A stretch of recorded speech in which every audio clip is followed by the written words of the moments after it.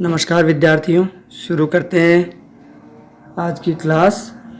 और स्वागत आप सभी का एक बार फिर से शुरू में आपका बी एडू करियर में। और जैसा कि आप अभी देख ही रहे हैं कि मैं फ़िलहाल एसएसटी से संबंधित जितनी भी किताबें हैं उनमें सबसे पहले क्लास 8 की किताबों को लेकर के, एसएसटी की किताबों को लेकर के आपके लिए वीडियो बना रहा हूँ। और इसमें वीडियो बनाने का सबसे बड़ा रीज़न क्या है कि जितने भी कंपटीशन एग्ज़ाम्स होते हैं उन कंपटीशन एग्ज़ाम्स में, चाहे वो नेशनल लेवल के हों, मतलब इंडिया लेवल पर हों, चाहे वो स्टेट लेवल पर हों, दोनों ही कंडीशन में ये जो आरबीएसई और सीबीएसई की बुक्स जो होती हैं, ये बुक्स महत्वपूर्ण रोल अदा करती हैं इन एग्ज़ाम्स में, इन कंपटीशन एग्ज़ाम्स में। और उसी बेस पर मैंने एनसीईआरटी की किताबें जो हैं सबसे पहले उन्हीं को लिया है। तो एनसीईआरटी की किताबों में एसएसटी के बारे में पढ़ते हुए हम पिछली क्लास में टीपू सुल्तान के बारे में अंत में पढ़ रहे थे, जिसमें ये बताया था कि टीपू सुल्तान ने 4 तरह की लड़ाइयाँ लड़ी, 4 बार लड़ाइयाँ लड़ी अंग्रेज़ों से। 1767 से 69 तक, 1780 से 84 तक, 90 से 92 तक, और अंत में 1799 जिसमें टीपू सुल्तान को हार का सामना करना पड़ा। इसमें टीपू सुल्तान जो है वो मारे गए थे और उसके बाद में उनके शासन पर अधिकार किसका हो गया था? अंग्रेज़ों का। फ़िलहाल आप अगर हमारे चैनल पर नए हैं तो हमेशा की तरह मैं आपसे एक ही बात कहूँगा कि आप चैनल को सब्सक्राइब करें, लाइक करें, शेयर करें। यानी आपका एक लाइक, आपका एक शेयर जो है वो दूसरों को भी हमारे चैनल तक पहुँचने में मदद करेगा और मुझे मोटिव मिलता है कि मैं आप लोगों के लिए वीडियो बनाऊँ। तो सीधी सी बात यही है कि मैं चाहता यही हूँ कि आप लोग क्लास को लाइक करें और शेयर करें ताकि हमारे सब्सक्राइबर्स बढ़ें। और सब्सक्राइबर्स बढ़ेंगे तो जाहिर तौर पर मुझे भी खुशी होती है। खुशी होने के साथ साथ आप लोगों के लिए मैं थोड़ा बेहतर करने की कोशिश करने में अग्रसर हो पाऊँगा।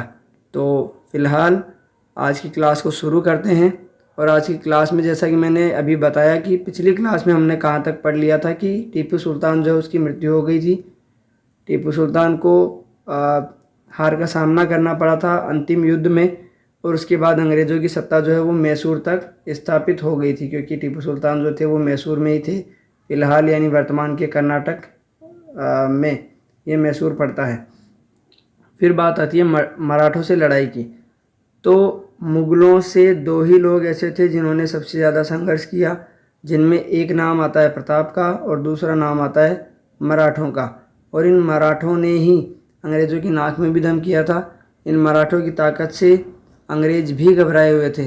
तो इसी बारे में यहाँ पर दिया हुआ है मराठों से लड़ाई, क्योंकि अंग्रेज़ों ने सिराजुद्दौला को जीत लिया, शुजाउद्दौला को जीत लिया, टीपू सुल्तान को जीत लिया, और अब अंत में मराठों से लड़ाई, क्योंकि दक्षिण में अगर इनको जाना है तो टीपू सुल्तान के अलावा इनको मराठों से भी लड़ाई लड़नी पड़ेगी, युद्ध लड़ना पड़ेगा, क्योंकि ये सबसे ज़्यादा ताकतवर उस वक्त थे। तो 18वीं शताब्दी के आखिरी से कंपनी मराठों की ताकत को भी काबू और ख़त्म करने के बारे में सोचने लगी थी। 1761 में पानीपत की तीसरी लड़ाई में हार के बाद दिल्ली से देश का शासन चलाने वाले मराठों का सपना चूर चूर हो गया था, क्योंकि 1761 में पानीपत के युद्ध में, पानीपत की तीसरी लड़ाई में उनको हार का सामना करना पड़ा। उन्हें कई राज्यों में बांट दिया गया। इन राज्यों की बागडोर सिंधिया, होलकर, गायकवाड़ और भोंसले जैसे अलग अलग राजवंशों के हाथों में थी। ये सारे मराठा ही हैं।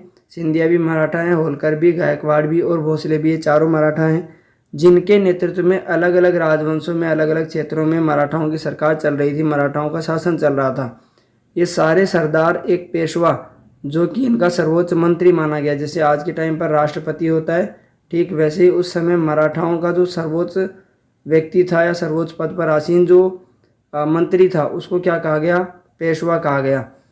और ये सारी जो चारों नाम ऊपर आए वो क्या थे? सरदार के अंतर्गत एक कन्फेडरेसी यानी राज्य मंडल के सदस्य थे। कौन? ये चारों जो सरदार हैं वे लोग। पेशवा जो कि सर्वोच्च मंत्री था, इस राज्य मंडल का सैनिक और प्रशासकीय प्रमुख होता था, जैसे वर्तमान में राष्ट्रपति है, और पुणे में रहता था। महादजी सिंधिया और नाना फडणवीस 18वीं सदी के आखिरी के 2 प्रसिद्ध मराठा योद्धा और राजनीतिज्ञ थे। यानी मराठों की ओर से सबसे अंत में अगर किसी को प्रसिद्धि प्राप्त हुई तो वो किसको हुई? नाना फडणवीस को और महादजी सिंधिया को, क्योंकि यही आखिरी 2 प्रसिद्ध मराठा योद्धा और राजनीतिज्ञ थे जिन्होंने मराठाओं का वर्चस्व कायम रखा। इसके बाद एक के बाद एक कई युद्धों में कंपनी ने मराठों को घुटने टेकने पर मजबूर किया, क्योंकि मराठाओं के तुलना में मराठा जो थे वो भारतीय शासकों की तुलना में ताकतवर थे और गुरिल्ला छापामार पद्धति वगैरह के कारण वो फेमस भी थे, प्रसिद्ध भी थे। लेकिन अंग्रेज़ों के पास हथियार अत्याधुनिक थे, इस वजह से मराठा जो हैं वो उसमें कमज़ोर साबित हुए या उनके समक्ष कमज़ोर साबित हुए। पहला युद्ध 1782 में सालबाई संधि के साथ खत्म हुआ, जिसमें कोई पक्ष नहीं जीत पाया। दूसरा अंग्रेज और मराठा युद्ध कई मोर्चों पर लड़ा गया।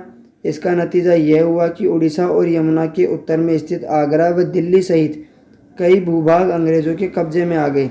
अंततः 1817 से 19 के तीसरे अंग्रेज मराठा युद्धों में मराठों की ताकत को पूरी तरह कुचल दिया गया। यानी 3 बार अंग्रेज़ों की और मराठाओं की लड़ाई हुई, जिसमें पहली बार सालबाई की संधि हुई। और सालबाई की संधि क्यों हुई? क्योंकि इनमें से कोई भी जीत नहीं पाया। दूसरा जो मराठाओं का युद्ध हुआ 1803 से 1805 के बीच, इसमें उड़ीसा और यमुना के आसपास वाले क्षेत्र में यानी आगरा और दिल्ली तक अंग्रेज़ों का अधिकार हो गया और मराठाओं को वहाँ से अपनी सत्ता गंवानी पड़ी। और तीसरे युद्ध में भी मराठाओं की ताकत को पूरी तरह कुचल दिया गया, यानी मराठाओं को बुरी तरह हार का सामना करना पड़ा। पेशवा को पुणे से हटाकर, जो कि उन मराठा सरदारों का सर्वोच्च सेनापति है, सर्वोच्च पद पर आसीन है, उसको पुणे से हटाकर कानपुर के पास बिठूर में पेंशन पर भेज दिया गया। जैसा अंग्रेज़ बाकी शासकों के साथ कर रहे थे कि पेंशन दो और उनके अधिकार को, उनके शासन को अपने नाम वो लोग कर रहे थे, अपने अंतर्गत वो लोग ला रहे थे। कॉन्फेडरेसी जो है वो गठबंधन है, उसका हिंदी अर्थ जो कि अभी शब्द आया था ऊपर। तो यह विंध्य के दक्षिण में स्थित पूरे भूभाग पर कंपनी का नियंत्रण हो चुका था। अब विंध्य के दक्षिण में मतलब भारत का जो नक्शा है, उस भारत के नक्शे में अगर आप देखोगे तो भारत के नक्शे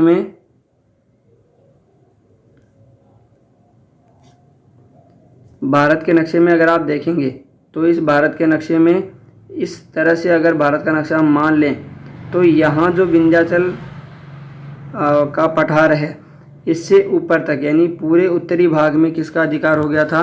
अंग्रेज़ों का अधिकार हो चुका था। अब है सर्वोच्चता का दावा।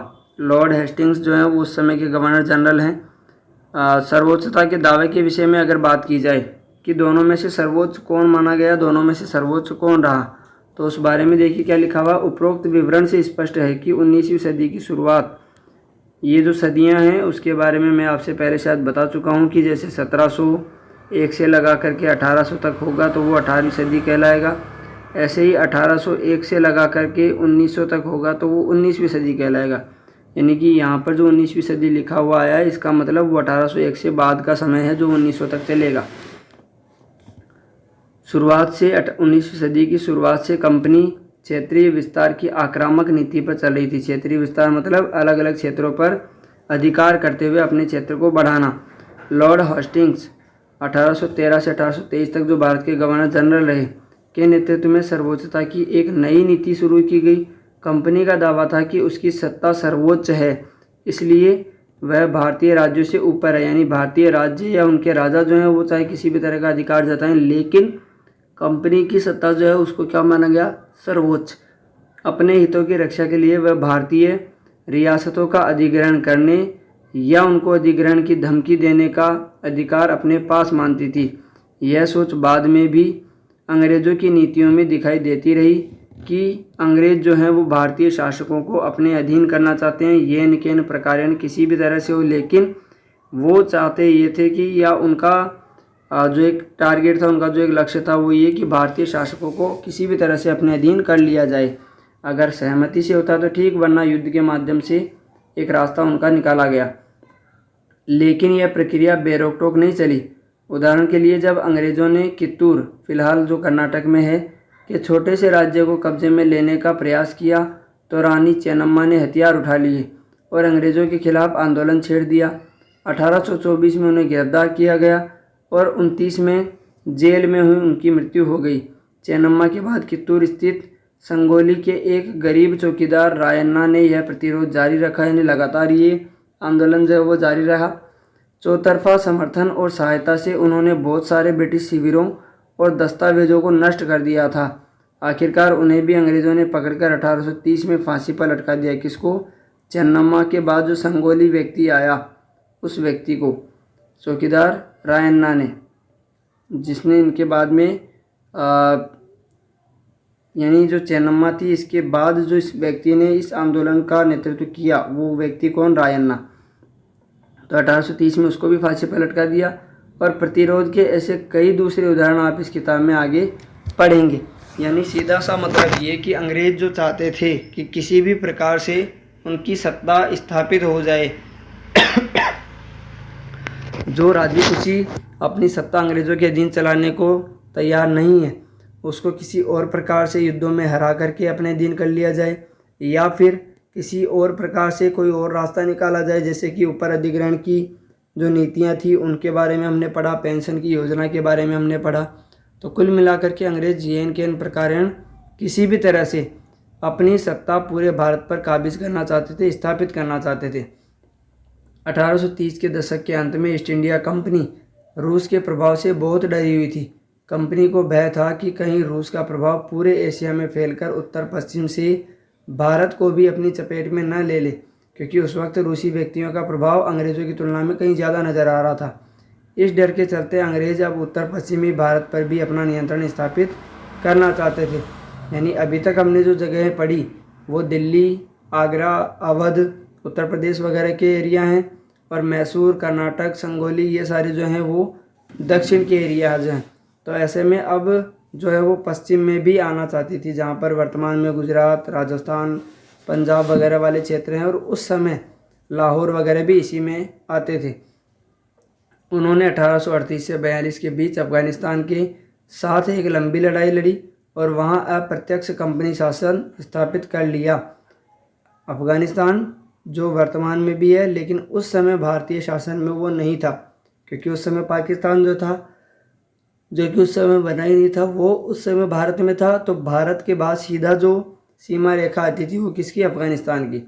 1843 में सिंध भी कब्जे में आ गया। पंजाब, सिंध, गुजरात, मराठा, वो वाला जो नाम आता, तो उस तरह से वो जो सिंध है, सिंधु नदी घाटी वाला, वो सिंध भी किस में आ गया? अंग्रेज़ों के अधीन आ गया। अप्रत्यक्ष कंपनी शासन स्थापित हो गया। 1843 में सिंध भी कब्जे में आ गया।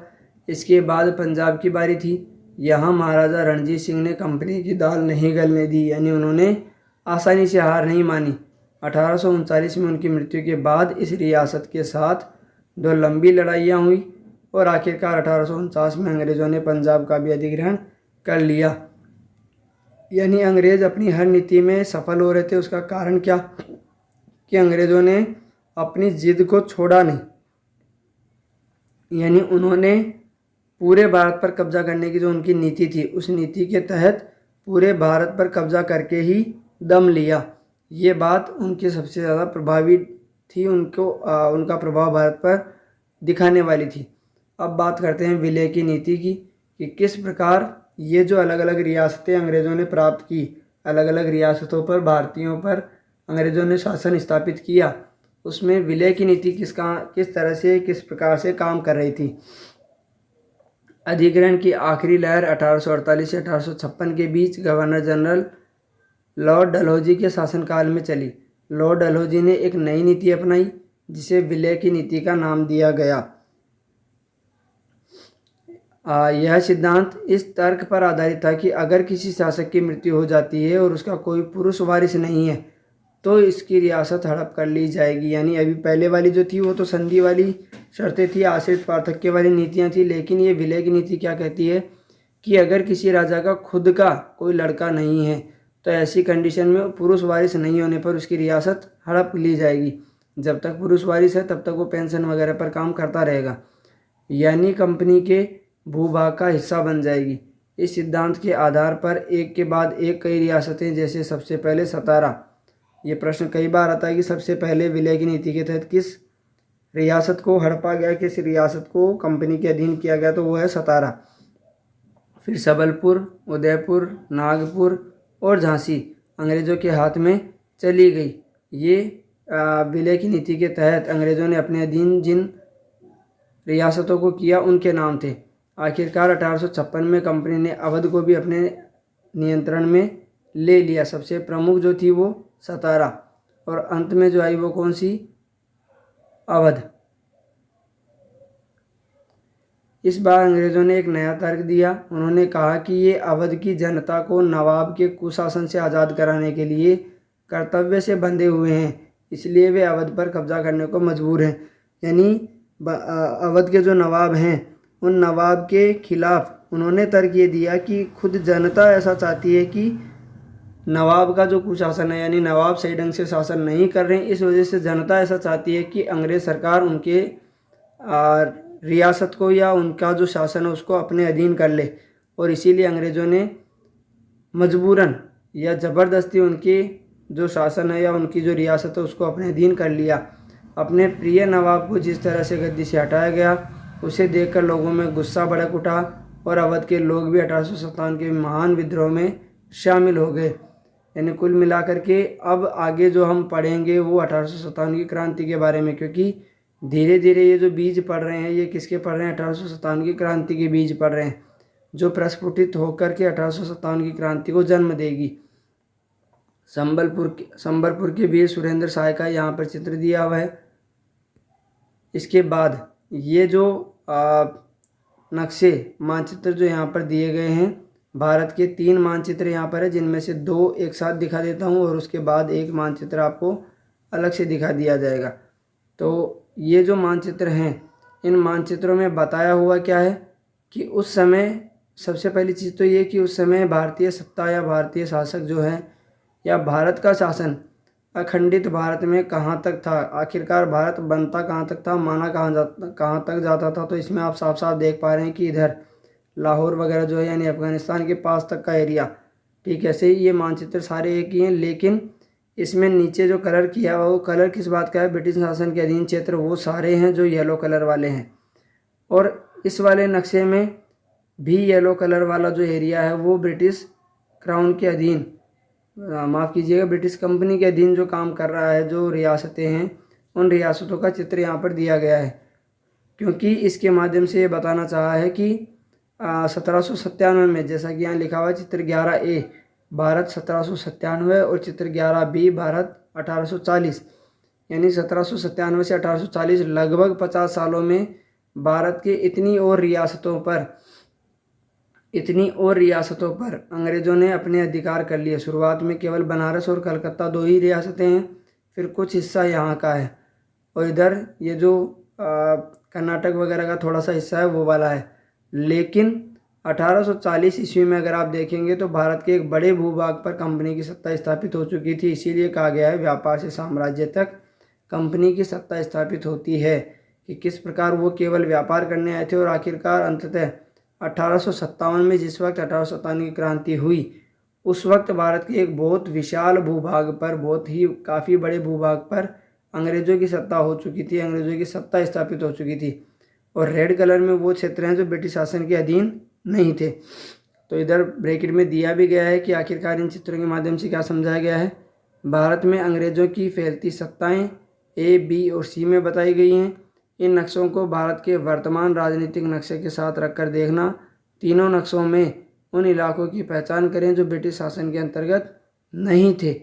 यानी ये जो 3 मानचित्र यहाँ पर दिखाए गए हैं, इन तीनों मानचित्रों में यही बताया गया है कि शुरुआत में अंग्रेजी सत्ता कम क्षेत्रफल पर थी, उसके बाद और बढ़ा और 1857 आते आते लगभग पूरे भारत पर केवल बड़ौदा, दिल्ली के पास वाला एरिया यानी राजस्थान का कुछ भाग, ऊपर जम्मू कश्मीर का कुछ भाग, इधर नेपाल है और इसके बाद हैदराबाद वगैरह के आसपास जो उड़ीसा का कुछ क्षेत्र है वो, केवल इतना ही क्षेत्र ऐसा था जो जिस पर अंग्रेज़ों की सत्ता स्थापित नहीं हो पाई थी। तो आगे दिया हुआ है नए शासन की स्थापना, कि लॉर्ड वॉरेन हेस्टिंग्स ने जो नीति लागू की, या लॉर्ड वॉरेन हेस्टिंग्स से पहले डलहौजी ने जो नीति लागू की, गोद निषेध प्रथा, विलय की नीति जिसको कहा गया, उस विलय की नीति के तहत आखिरकार अंततः उन्होंने कितने रियासतों पर शासन किया उसके बारे में हमने अभी पढ़ा। आगे नए शासन की स्थापना के बारे में बिंदु है और उसके बाद नए शासन की स्थापना के आगे कंपनी की फ़ौज, और कंपनी की फ़ौज के बाद अंततः उसका निष्कर्ष। तो आज की क्लास को यहीं विराम देते हैं। आज की क्लास हम इतनी ही रखेंगे। फिर से मिलेंगे एक नई क्लास में, नए वीडियो में आपके साथ रूबरू होऊंगा। तब तक के लिए मैं आपसे अलविदा लेता हूं, लेकिन आप चैनल को सब्सक्राइब, शेयर और लाइक ज़रूर करें। ये सब्सक्राइब जो है या ये लाइक और शेयर जो है वो आप ही लोगों के लिए है कि आप मुझे मोटिवेट करें, तभी मैं आपके लिए अच्छे अच्छे वीडियो आगे लेकर के आता रहूँगा। और कोशिश करूँगा कि ये जो वीडियोज़ मैं आपके लिए ला रहा हूँ उनको मैं रेगुलर कर पाऊँ। रेगुलर का मतलब डेली कर पाऊँ। अभी जो वीडियोज़ मैं लेकर के आ रहा हूँ 7 दिन में 2 ही वीडियो होते हैं, लेकिन अगर आप लोग मुझे मोटिवेट करेंगे, प्रमोट करेंगे, तो मैं भी आपके लिए कोशिश करूँगा कि डेली आपके लिए एक क्लास ज़रूर लेकर के आऊँ। फ़िलहाल आज की क्लास में इतना ही। फिर मिलेंगे एक नए वीडियो में नए बिंदु के साथ। फ़िलहाल बिंदु यही रहेगा, लेकिन इसकी आगे की क्लास में आगे के बिंदुओं पर विचार करेंगे। तब तक के लिए धन्यवाद, अलविदा, स्वस्थ रहिए और मस्त रहिए।